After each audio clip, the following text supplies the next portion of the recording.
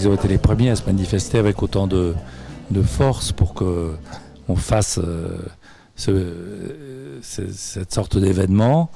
Et ça va complètement dans le prolongement de ce qu'on a voulu pour Tati, c'est-à-dire rester dans l'excellence, dans la beauté. C'est très accessible, c'est quelque chose qui peut être qui peut être une découverte, la découverte pour un flâneur. Il y a quelque chose de l'ordre du hasard dans la ville. Donc tout ce qui touche à ça me touche particulièrement. Et à quel que soit l'âge, on se promène et on entrevoit et on s'apprivoise et on finit par entrer et on découvre quelque chose d'une très grande qualité. Je pense que Tati aurait aimé cet aller-retour-là entre le raffinement et quelque chose d'une grande proximité.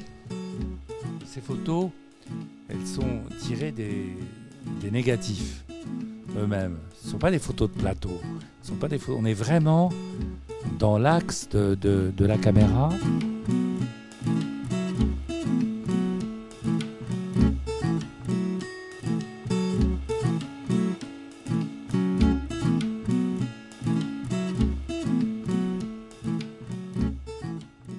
Tati, c'est vraiment l'histoire du cinéma. Il naît avec le premier cinéma, il arrive directement du music-hall, comme au fond les grands prédécesseurs américains.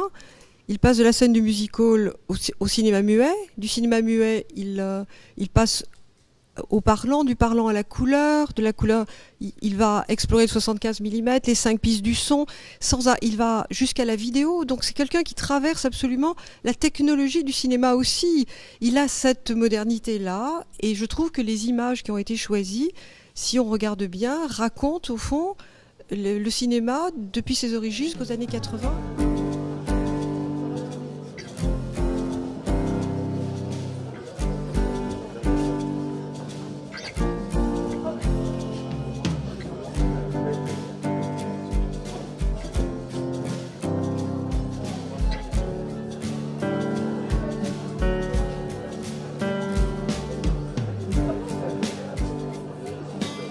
En regardant ces photos, je pensais au son aussi, à ce travail magnifique qu'il a fait sur le son et comment, en voyant ces images de Playtime, il a su nous faire entendre le bruit, le trop de bruit, le bruit de la circulation, hallucinant.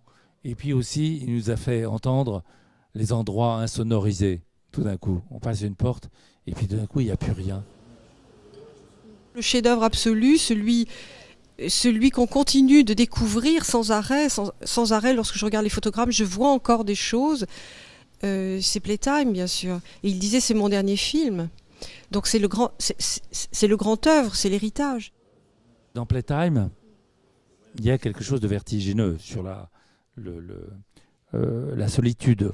Parce qu'il y a toujours, je trouve qu'il y a toujours une grande mélancolie dans les films de Tati, même si c'est très ambitieux, même si ça apprend à regarder le monde, Tati. Il veut apprendre à regarder. Il veut apprendre aux flâneurs dont parlait Macha tout à l'heure, à comprendre comment marche le monde.